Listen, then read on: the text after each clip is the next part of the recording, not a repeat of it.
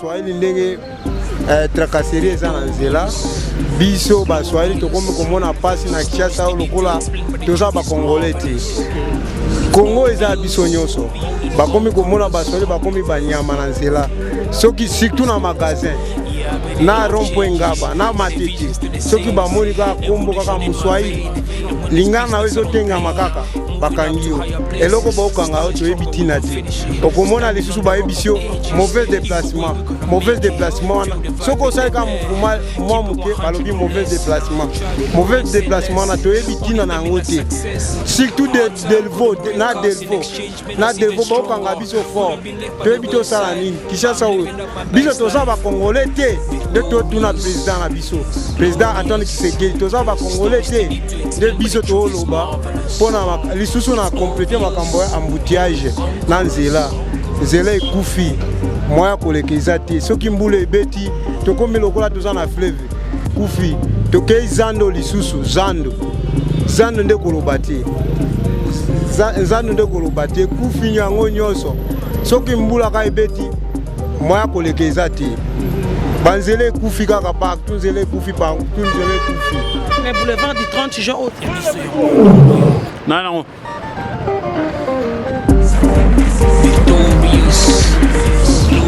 Salut à tous nos chers abonnés de la chaîne Yabiso Podcast au Bolinga original pe alinga bino mingi. Comme d'habitude, nous avons que TV moko batebele donc boza ebele des fois poste téléviseur na bino au bozolanda édition na biso ya mokolo ya lelo. Voilà micro na biso podcast to kitsango na district ya Lukunga. Précisément na commune ya Gombe. Voilà, Yabiso Podcast dans le long na mabele ya Gombe. Si vous voyez bien derrière moi, tout ça vraiment na frontière où est Kabolinga Liema na Gombe. Ce bon moni bien na Simalanga, ya wana déjà to bienvenue ville de Kinshasa, bienvenue dans la commune de Ngaliema. Et puis de l'autre côté ville de Kinshasa, la commune de Gombe vous dit au revoir. Voilà donc ici ka otoza eza Gombe. Mais ce na ke na sima ya pano oyo, c'est que naza su na Gombe te na komi na Ngaliema. Toza précisément na boulevard du 30 juin. Boulevard du 30 juin au bozo mona et bandi banana magasin. Banana kitambo kuna na magasin et suki ti na gare centrale. Voilà donc mituko bozo mona ezo ke na sima mukongo nanga bisika cameraman atali si eza mituko ezo kende vélodrome magasin kitambo hein. Voilà ainsi de suite surtout komi kuna esika croisement zalinde to meka ko expliquer ngo malamu mingi to kiti na boulevard du 30 juin to meka muke ko découvrir nzela oyo ngai elongo na balandi nanga nyonso ya Yabiso Podcast au Bolanda original bolinga mingi kotala original bonne kolela original zonga original ma promesse qui a son mais original des retours quand les chefs qui avec force voilà toi na boulevard du 30 juin to lingi découvrir en biso na bino to yebité est-ce que boulevard du 30 juin et ça peut quand ba boulevard musu totali saki ndeba prince musu totali saki to yebité donc to découvrir en biso na bino alors ne zappez pas surtout n'oubliez pas de vous abonner massivement. Bon s'abonner puisque l'édition boye nulle part ailleurs kaka na Yabiso Podcast.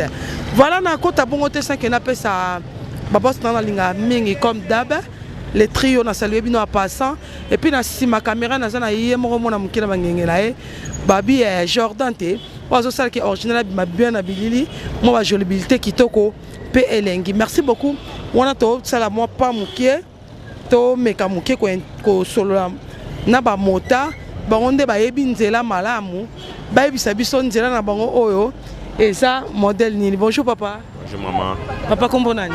Monanga David Ilunga. Papa David Ilunga dans moteur David.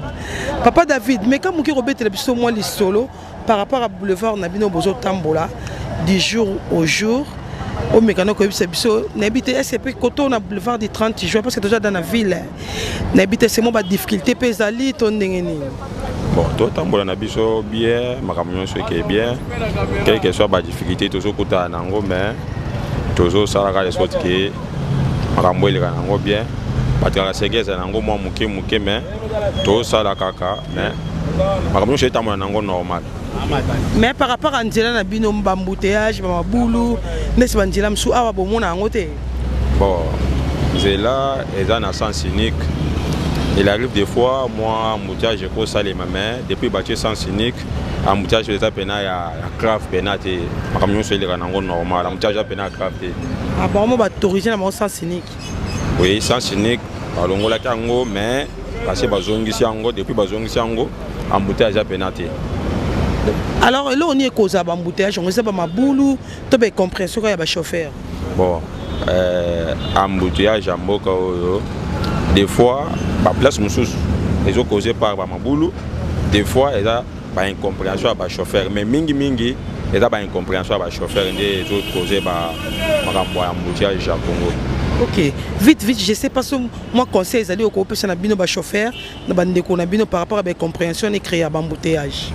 Bon, et là on a encore le bas ezakaka ce qui biso ba congolais toujours conscience donc je crois peut-être que makambo tozo kutana nango et diminuer ma casse par rapport à raisonnement na biso des fois des zo créer ba trouble ebele na mboka de créer ba embouteillage parce que nyonso na mboka azaka pressé alors là on a ko senga ba congolais ezakaka je to ko conscience makambo sous retambola nango normal. Ok, merci beaucoup Papa Ilunga, merci beaucoup. On a problème mais c'est la langue nationale. Bonjour Papa. Oui, bonjour. N'habitez on s'exprimer la langue oyo sanango oyo yebi. On a posé la question à lingala pour biso ba langue musumo mobulu quoi. Malgré tout, tu as 4 langues nationales, tu as Swahili, tu as Chiluba, tu as Kikongo et puis tu as Lingala. Voilà, vous êtes libre de s'exprimer dans la langue Oyo, au moment que vous êtes à l'aise. Papa, c'est ce comment on a des données. Papa Dieu donné, motard Dieu donné.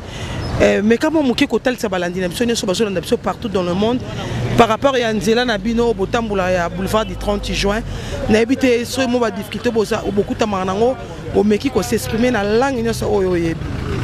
Ndio tunashukuru sana vile tunafurahi njia president wetu wa nchi Antoine Felix Tshisekedi anatutengenezea njia sasa kuko mafazi enye inaharibika. Ifo mkubwa atukumbuke sana atutengenezele mafazi na ndio maana ambutiaje inapita ambutiaje fazi yote inakuwa tu ambutiaje atufete na kazi kidogo ambutiaje na trakaseri inapita sana ba polisi biko nafunga bifunga kunjia surtout banakonelea tu bakaona tu Swahili Mswahili anapita mbalabala banamfunga hata hakuna probleme banamfunga. Ifo mkubwa a nchi atuangalilie maneno juu ya sie tunatatizwa sie Baswahili kwa surtout Baswahili banatatizwa mbalabala sana kila saa kutufunga yebi kwa natufungia haina maana haina nini.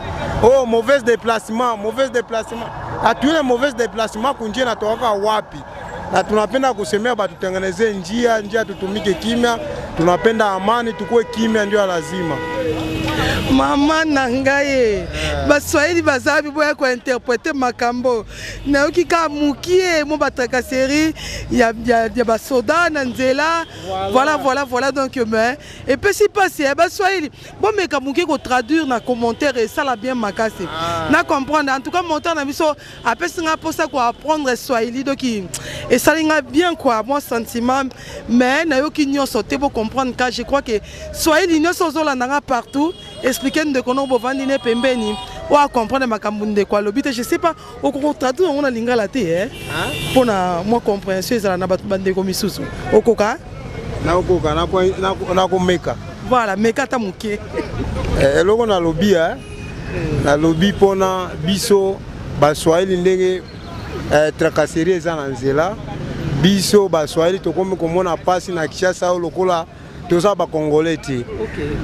Congo eza biso nyonso bakomi komona Baswahili bakomi banyama na nzela soki surtout na magasin na rond-point Ngaba na Matete soki bamoni ka kombo kaka Mswahili lingana na wezo tenga makaka bakangio eloko bokanga to ebitina te okomona lisusu ba ebisio mauvais déplacement wana soko osali ka mouvement mwa muke balobi mauvais déplacement mauvais déplacement na toyebi tina na ngote surtout de Delvaux na Delvaux ba okanga biso fort toyebi to sala nini Kinshasa biso toza ba congolais te de to tuna président na biso président Antoine Tshisekedi toza ba congolais te de biso to loba pona lisusu na compléter makambo ya embouteillage na nzela ekufi moya kolekeza te soki mbula ebeti tokomi lokola toza na fleuve.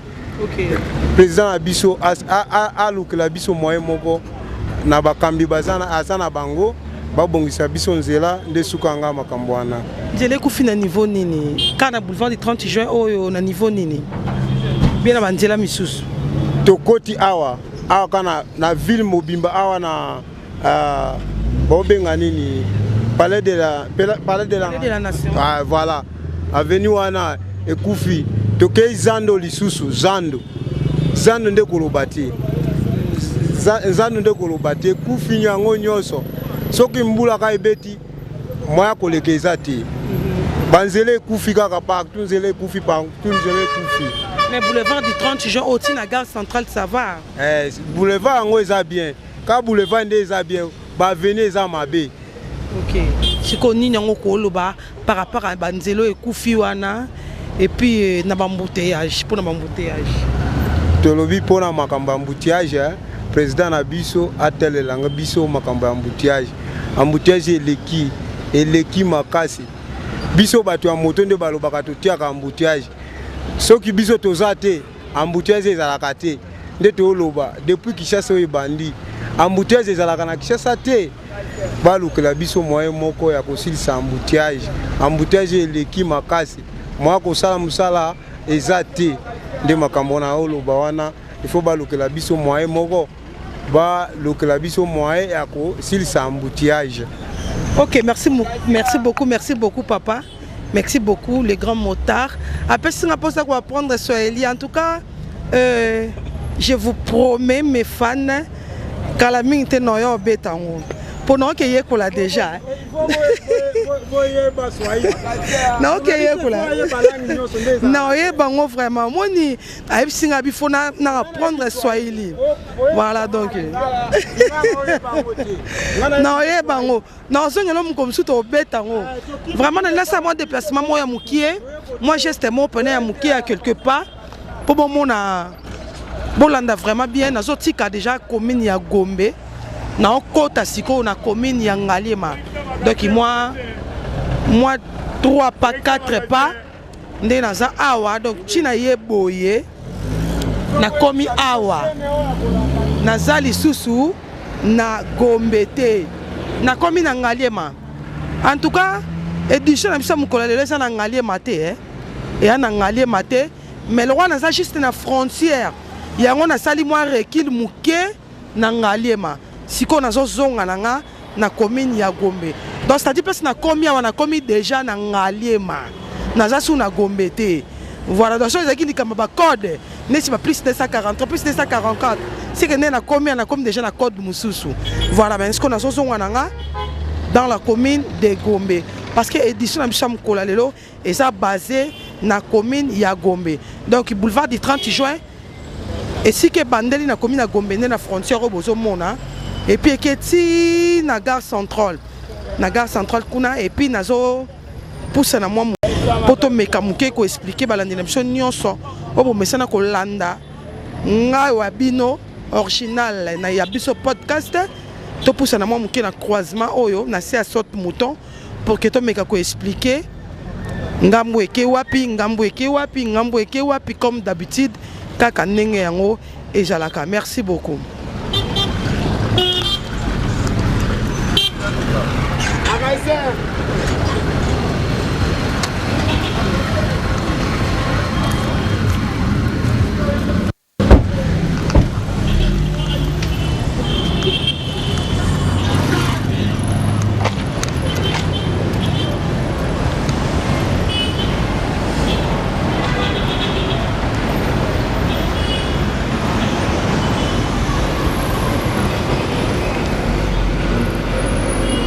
Voilà très chers internautes de la chaîne Yabiso Podcast. Na komisiko na se ya saute mouton. Na saute mouton oyo Voilà, toi, mais comme on expliquer. Et si quand on a outil, je crois bien, caméraman n'a pas les canaux liboso nanga, pour toi, mais comme on expliquer en malamu. Mais tout cas, oh, ils ont qui na sima mukongo nanga de bozo mona wana, nde na tal sagi biso ke eza. Mais tout cas, oh, ils ont qui des vélodromes, ils ont qui des bazin dans na kitambo, hein, oh, ils ont qui des kuna. Et puis, bah, mais tout cas, oh yo, ils ont où taboende bozo, et ça, bah, mais tout cas, oh yo.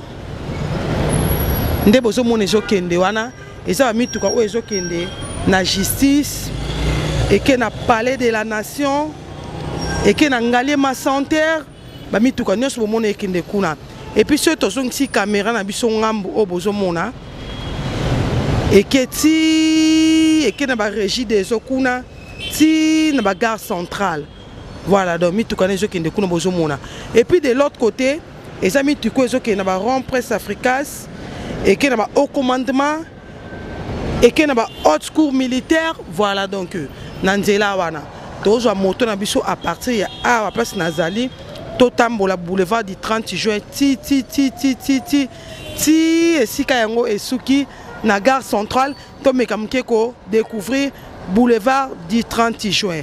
Merci beaucoup. On se retrouve juste après ba image.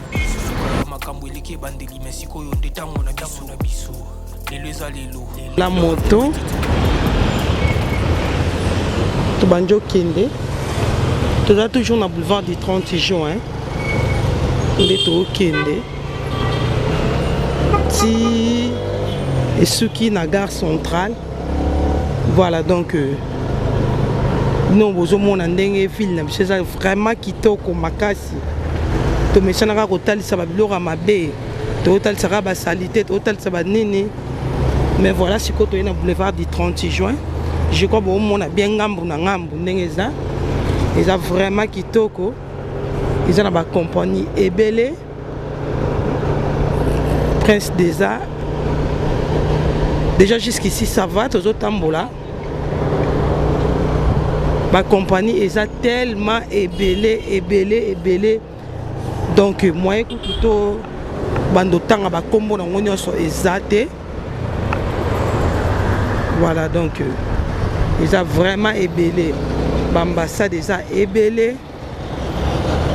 Au tambour.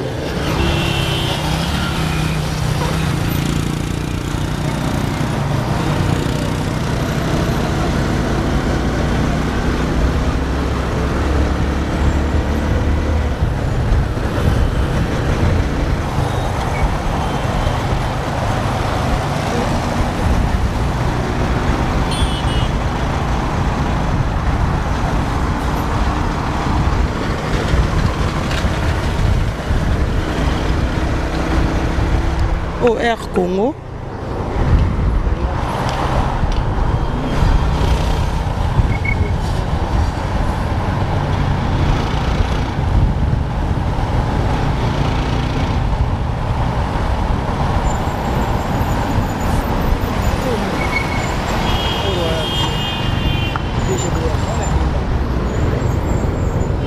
Ouais, compagnie PDGDA Wana. Royal. Voilà, DGDA en Wana, Royal P en Wana.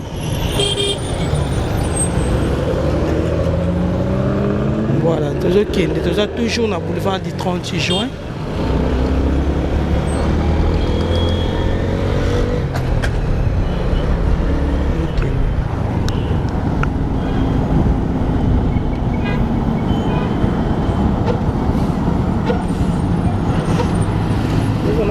Le prince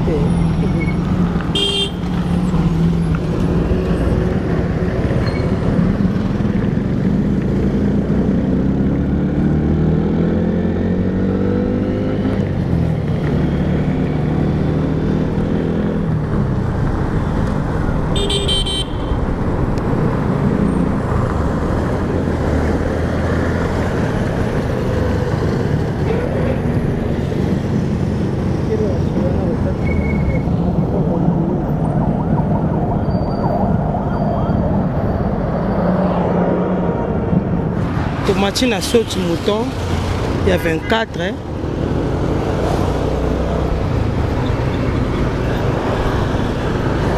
toza déjà na sauti mouton.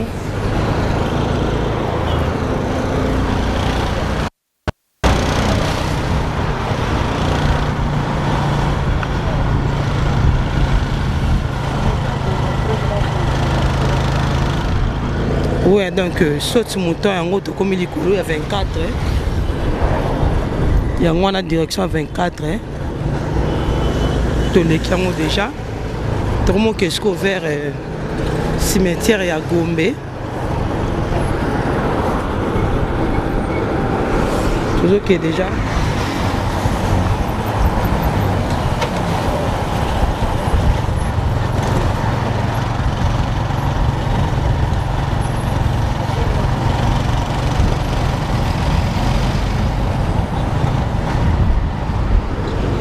Ouais, tokende vers cimetière ya Gombe.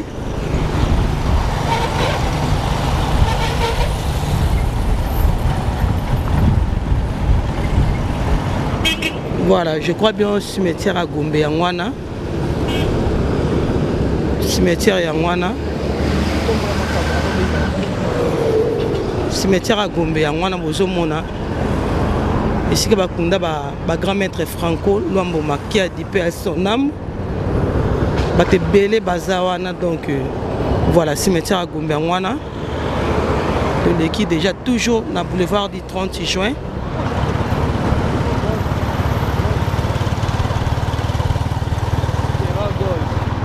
Ouais, au Bomonio, ils a golf.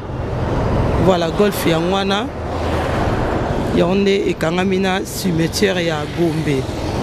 Toujours na boulevard du 30 juin. On continue. Ma compagnie est tellement ébellée na boulevard du 30 juin. Na Kalana au bazo sala sika.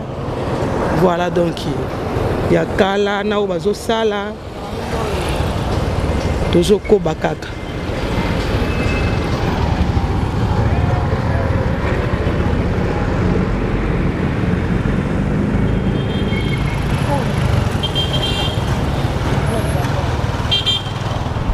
Au ministère à travail.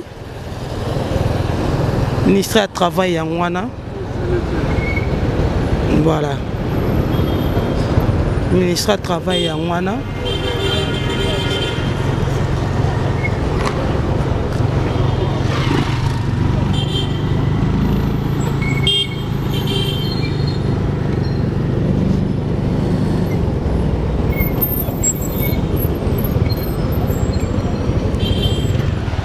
Qui va autoriser qui sens unique, va autoriser sens unique zonga, va boya kiango, si côté côté sens unique, dès qu'à besoin mona, tozo koba, tozaka na boulevard du 30 juin, mais toye si qu'on a sens unique, parce que va autoriser kiango, via embouteillage, mais que moi mouké ko autoriser sens unique et zonga, né en bomoni.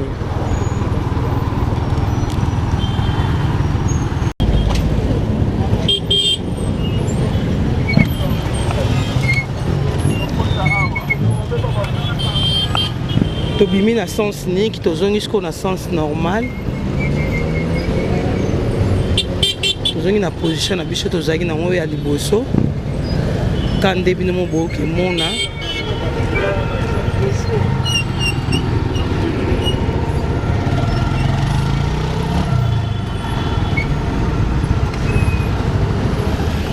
Moi embouteillage, Kande balobaki.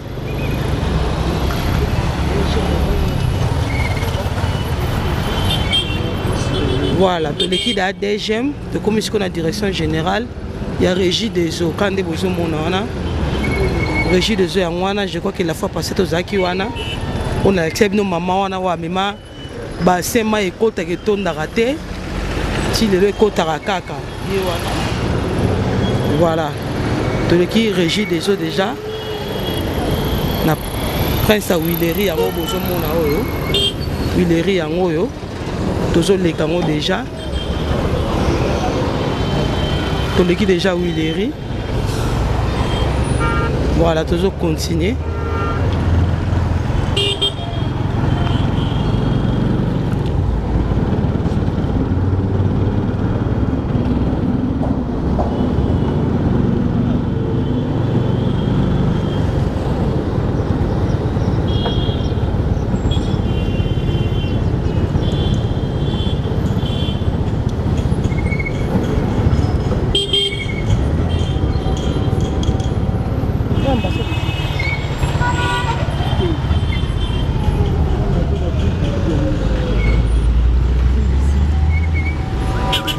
ambassade d'Afrique du Sud Yangwana na elle wana kuna je sais pas ce besoin ou bien peut toi na ngambo mususu ambassade d'Afrique du Sud toleki yango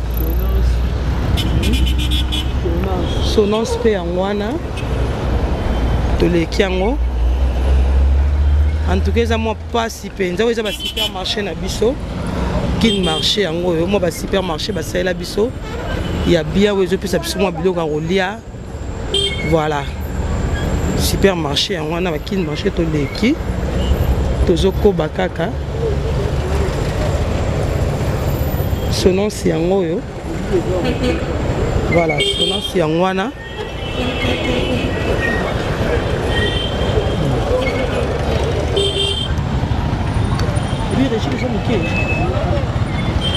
voilà, on est à Régie de Soi Moukier, direction au Bozomona.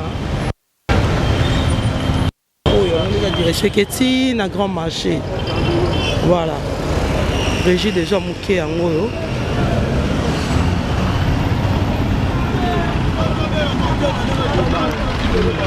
Ecobank Yangwana.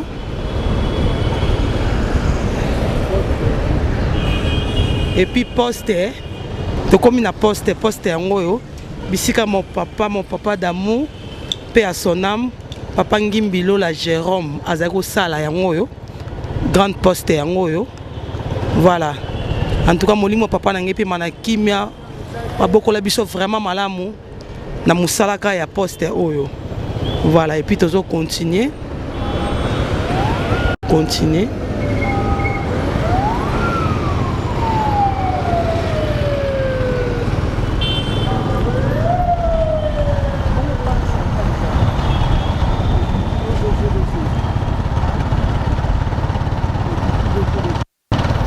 Voilà, où est Kitty BCDC. Et Kitty yango yo voilà. BCDC yango wana et Kitty.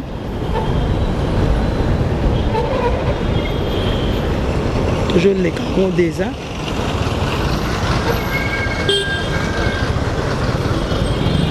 Et Kitty yango wana BCDC. Voilà.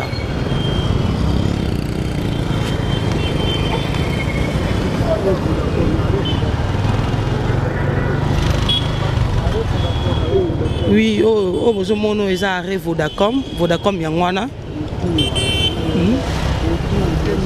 Et puis Botour Yangoyo. Botour Yangoyo, mais Miling Yangwana. Voilà le quoi, tous les collabs moto donc qui moyen. Tout découvrir Yango malam penze zate. Mais moi, je crois que mais qu'à comprendre biso Nabino et Longo. Même ligne Yangwana. Voilà. Même ligne Yangwana.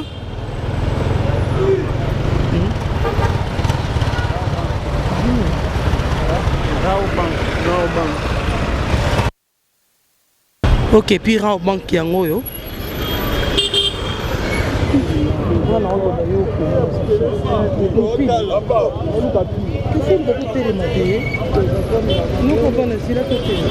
Là, toujours Kobakaka. Sozakom, je crois, Yangwana. Sozakom Yangwana.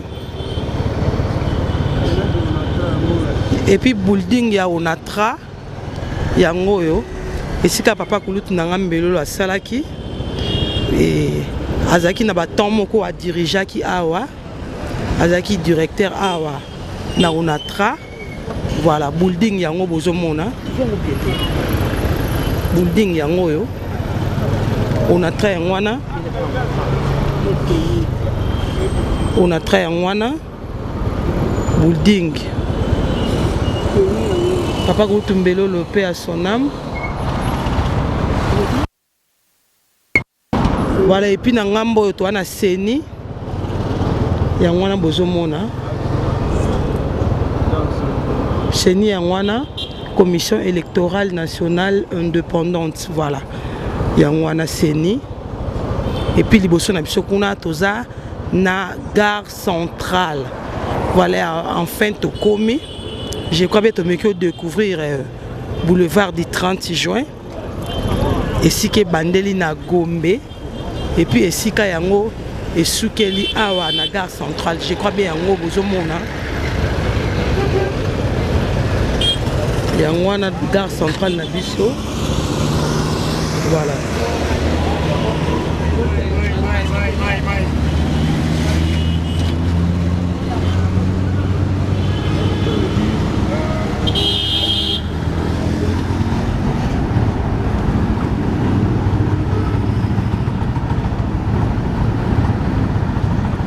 Je crois bien moi bozo mona basali moi espace au vanda moi ba G ba nini na kati awa donc voilà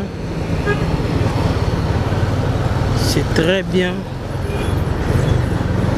en tout cas biloko mali et puis wana bozo mona wana eza arrêt à train voilà arrêt à train yango wana de bozo mona.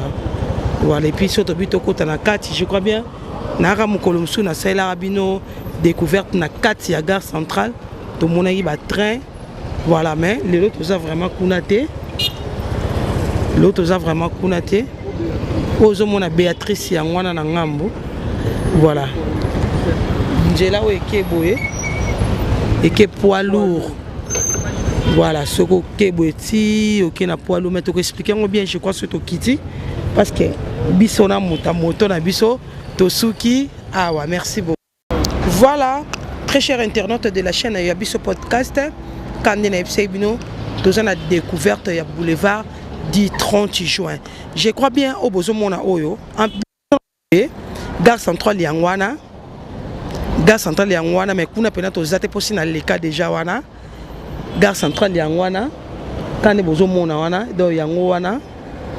Et puis njelo boso mona oyo eza poids lourd donc auto tozana ebandeli ya poids lourd ebandeli awa nde ekei voilà et puis na ngambo kuna la xebino déjà yangwana Béatrice et yangwana et puis o boso mona oyo ba je boso mona eza awa place onaza eza place du 30 juin place du 30 juin ngo donc eza arrêt ya munene na Kinshasa.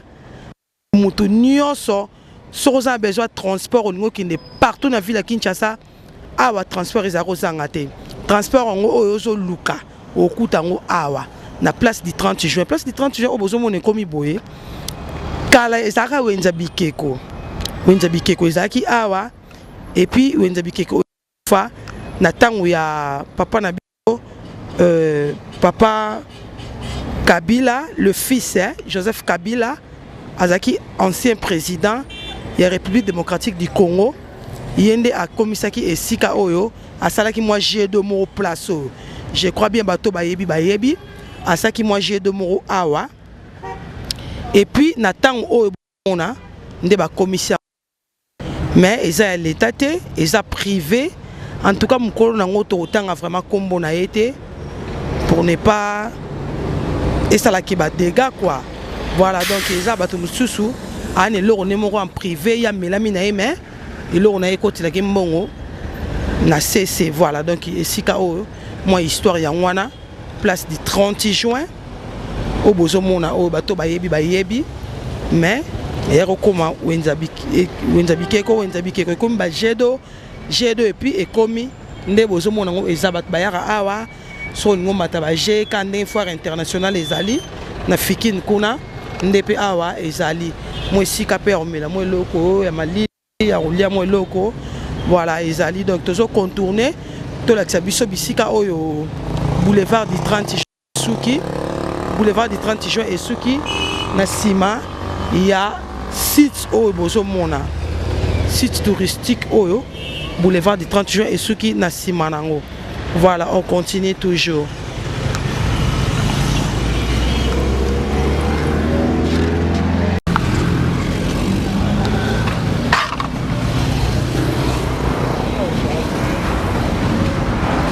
Voilà, bah j'ai un wana bozo mona, yango wana, ezaka liboso gare centrale, on a place de juin. Donc ce PCP ici au lingo ya matano bah j'ai, oui na yo problème exacté, référence déjà en wana, topé si voilà, tozo koba. Seni Yangwana et puis Sozakom Yangwana. Toujours Baluka.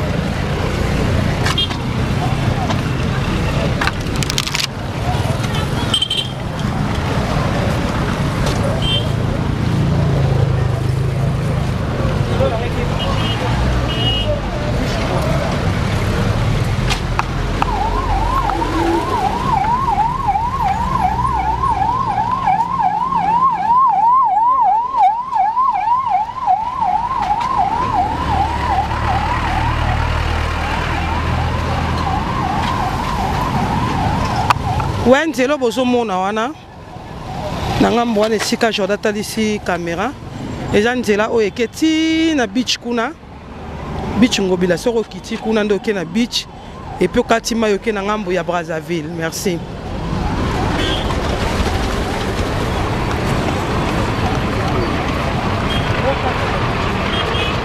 Je suis qui awa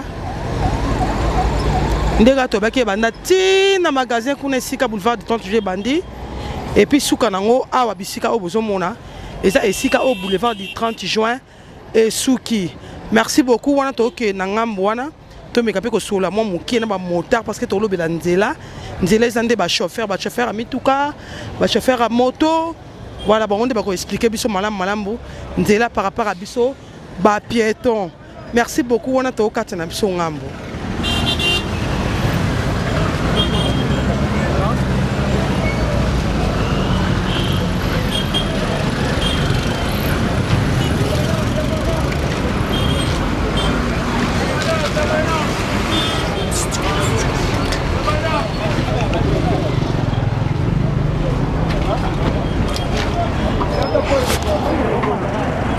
Voilà, tu comme ce qu'on a ngambo, mais tu as toujours na boulevard du 30 juin. Non, c'est pas la Jordan balanga sous caméra. Pour tout le monde, on a besoin de que tu bimi na boulevard du 30 juin. Tu as toujours na 30 juin. Je crois bien, bozo mona Seni Yangwana et puis na ngambo bozo mona building yangoyo. Building yango ya Onatra. Voilà, tu as ce qu'on a venu Kassai mais na boulevard du 30 juin. Nde to pusani to ana Kassai awa veni Kassai yangwana bozomona to pusani a to sola mo muke na ba mota. Bonjour papa. Bonjour maman. Papa kombo nani? Vincent. Papa Vincent, monteur Vincent. Mais comment muke ko betela biso li solo na ba ine so na biso partout dans le monde par rapport ya nzela na bino o bozo bula. Nzela na bino bozo lukela mbongo to ebite pona yo nzela ngo eza ndenge nini? Donc merci maman pour la mutuna na yo. C'est là où tu tombes là, c'est là bien. Tu sais là, c'est là à poids lourd. Donc à juste tu es en gare centrale, c'est là c'est là poids lourd. Donc maman mo oyo comme la biso tu sais nga ba konzi. Kaka c'est mo que ça c'est là poids lourd pe sa biso pas si fort. Ba bigo na biso izaka ba moto. Donc justement il y a baramutu c'est na tracasserie moko doki atolati casque te doki puis ça passe si fort yango to senga ba konzi batela biso nzela na plus surtout na baramutu ezana ba policier moko ba uta so côté kinga sani kuna batambola doki na ba minuki donc soki ozwaka na nzela boye atolati casque donc place pe otelema okitisa moto abara moto ezala te donc eloko wana tozosenga bakonzi batela biso eloko wana epesa biso mpasi fo moye mpe ya kosala eza te bakopi na biso ka yango dese totiki bamoto tobanda na botola bato biloko eza bien te te bafaso basala biso atinda biso ya banzela kaka mabe eloko wana nde alingani nalobaka yango wana. Merci beaucoup, mais à part tracasserie, moi embouteillage, maboulou, exactement ça va. Maboulou ezali ezaka nzela ona olobana ba moto aneza place msuba mai zoto na nzela doki et des petits euros na bambule ko beta ta pour 3 jours mais mai ezaka na nzela do ba mai ezaka na nzela to ba ifikita na nzela na ezaka biloko andezala pas bon nzela. OK, merci beaucoup de convention lobby. Il y a beti lisura baramoto hein. Donc je crois bien que Mikole Oyande to koma sur le terrain parce que n'ebse bien déjà que biso toza chaîne moko et pe ça rabat information vraie, information réelle. Le quoi de convention à lobby que nanzela poilu ba mabulu ezali. Moi ba tracasserie Mikole Oya to kita sur le terrain to que au à niveau nini oyo ba mabulu wana ezali. Bonjour papa. Oui, bonjour. Papa Kombonani. Kombo Josué. Papa Josué, motard Josué, mais comment mon kiko ça la moi commentaire papa makambo motard Vincent Lobby, nandela na mino bozo tambola na ondele zandeni. De là pas makambo tracasserie na embouteillage, c'est ça. Au moins les camboues ali kotumisa biso nanzela. Mais là on est créé ba embouteillage wana. Bon, et donc aux ali ko lukaba embouteillage, il y a des causes. Cause liboso eza la police. Kowisa kokangaka bamituka bamoto biloko wana ekokrea mutiage makasi eloko amibale eza faute ya bachauffeur bango moko incompréhension na bango mpe yande biloko ezali komema mutiage. Et puis côté ba mabulu ça va? Bon, mabulu n'en parlons pas, mabulu eza ebele surtout awa toza na Gombe mais ozomonaka boulevard ndezabo mais soki bavenir nsima awa lokola Kasai awa pembeni il n'y a pas moyen de traverser pour okoma nini okoma commerce donc mabulu banzela non c'est ça ko be ba pour bien dire ce mboule beti bozana bino bien na travail non surtout na Gombe donc moi yo tambola zate au moins so sala na boulevard na Gombe pe na lobby Gombe nde ça ko be ba olega ah bon oui et ti na bureau na bango moko ya hôtel de ville so kimbulu beti donc il n'y a pas moyen ya olega oui. Je ne sais pas conseiller au groupe ça par rapport à ça. Bon, c'est justement volonté kaka ya bakonzina biso. Je ne sais pas, tozali ko futa bampako. Ba ko somisa biso ba mikanda wa. Nazo ko yeba te mbongo ngo to futa ke kinaka. Puisque abeto ba uti ko bimisa mikanda wa, ona ba moto. Et puis ba moteur to sombi mikanda ngo. Et chaque jour tozali ko futa 500 ya nini ya ticket ba ko futa quittance. Chaque jour, toi ko futa ngo. Mais moi on a ko yebate ke nakapi. Puisque par mois moto moko futa le quoi 15 000. Oui, normalement puisque chaque jour tozali ko futa 500 francs. Ouais. Wana siko au moins que to futa 15 000 francs. Siko na nini na moto ba mikanda ba ko bimisa. C'est cause ba 45 000 francs. Mais moi on soit na to futa te bite za gwena puis pendant que banzele ya ko beba tracasserie za ole ko moni bena so la ticket no casque biloko ne so ba ko kanga okaka.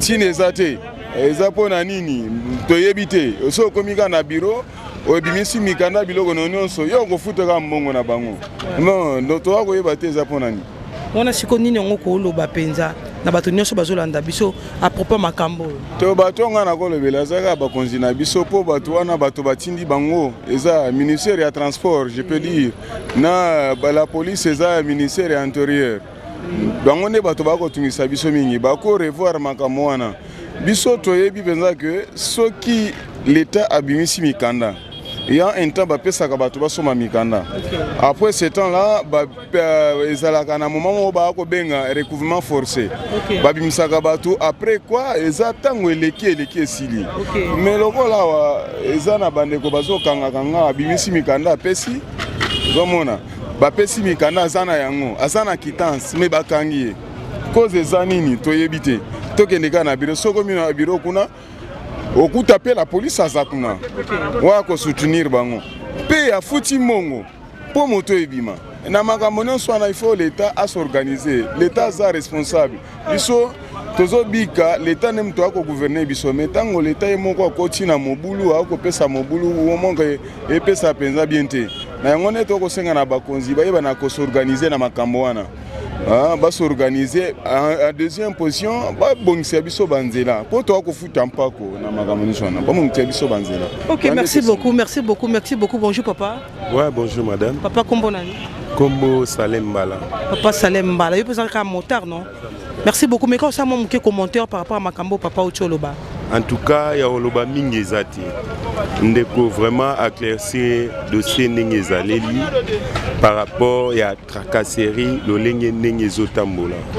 En tout cas, bisoto yebi à l'époque, wana ponga na chauffeur na mema moto na mema mutu na mema presque nyoso.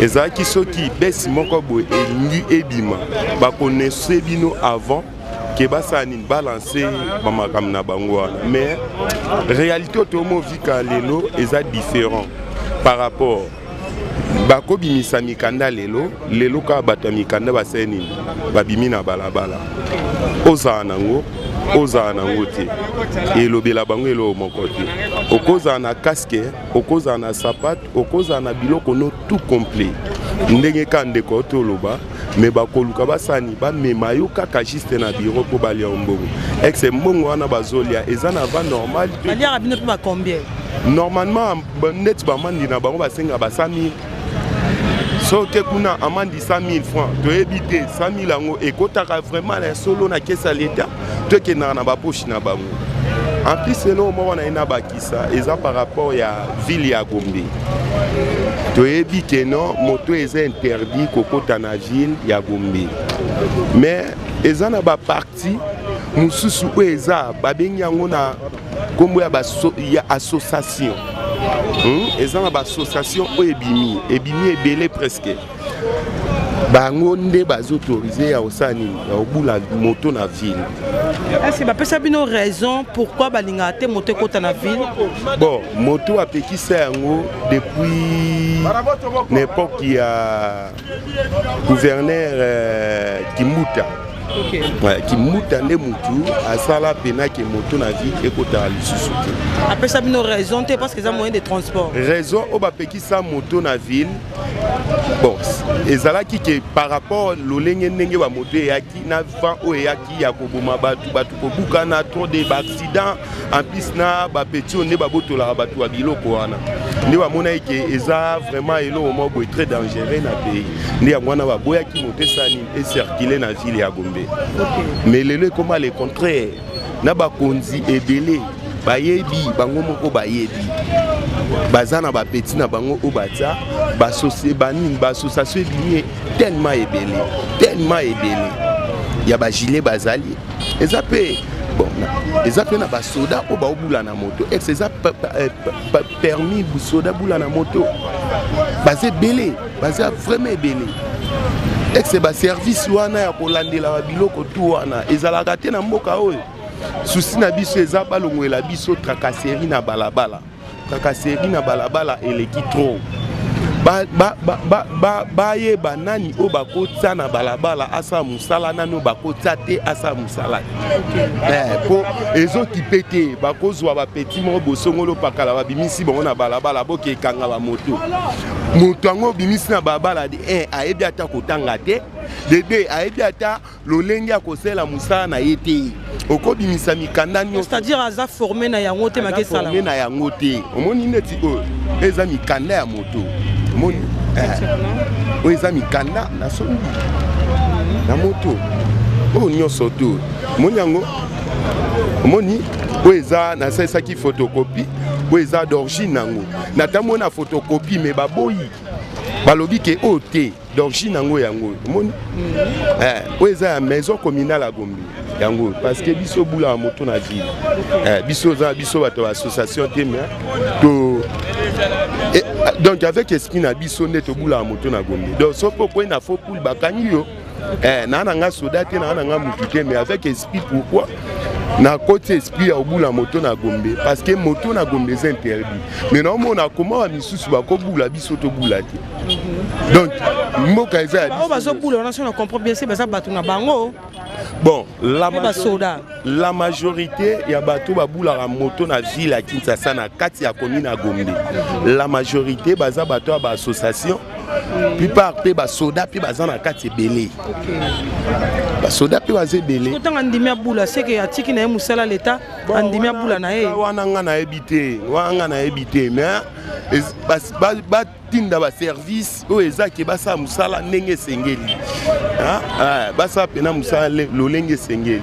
Pona part na biso moni yango na boyite ke kosomba mikanda o l'état lobi na somba yango na sombi yango na bimisi mbongo apasi ya sa moi mais bakokanga yo boye na mikanda o bakanyo bakotso bio ndeti na ville ya Gombe so bakanyo moto ba 200 000 francs pour récupérer moto na yo. Merci beaucoup. OK, merci beaucoup Ndeko, merci beaucoup. Je crois bien que balani na biso nyonso ya biso podcast. Très cher internaute, je crois bien to chité déjà. Ezaki découverte auto zako sala ya Wenze. Ya Nzela, ya boulevard au du 30 juin. Donc c'est-à-dire so yoki tracasserie, c'est que ça na compte Nzela. Oyoki libulu, c'est que ça na compte Nzela. Oyoki embouteillage, c'est que eza na compte Nzela. Vu que tolobeli beaucoup plus makambetali Nzela, boulevard du 30 juin. Merci beaucoup en tout cas to comme na biso na suka. Un grand merci na bino nyonso qui li bako malamu ya kolanda édition na biso ya mukolo ya lelo. Un grand merci na Jordan pour celle qui est présence originale à maman ba jolibilité kitoko PLNG. Un grand merci na bino nyonso to kanza malola a pambola bino. Na sepela beaucoup plus ce qui Jordan a zoomé caméra. Dans sera zoomé caméra. Donc c'est-à-dire que émission na biso et suki awa mikolo mabanga ezate mikolo mabanga ezate mikolo roya ndetoko toko buaka bokali suka ndenge ezalaka mais bozoka te mabanga ozonga kala mingi te mais siko tozana na mwa stand by tokomi na suka tokutani bongo l'édition ezali koya bye bye exchange koma koyebisa ngai liwaya sondima mpe mponga nazwa bomo ya sekwele okilaka ngai give to Caesar what belong to Caesar yebiso lokumu topesa na nkolo obimisanga na molili opesa lilobo epelisa mwinda okomisa nzoto etonga makambo nakoma komona kokamwa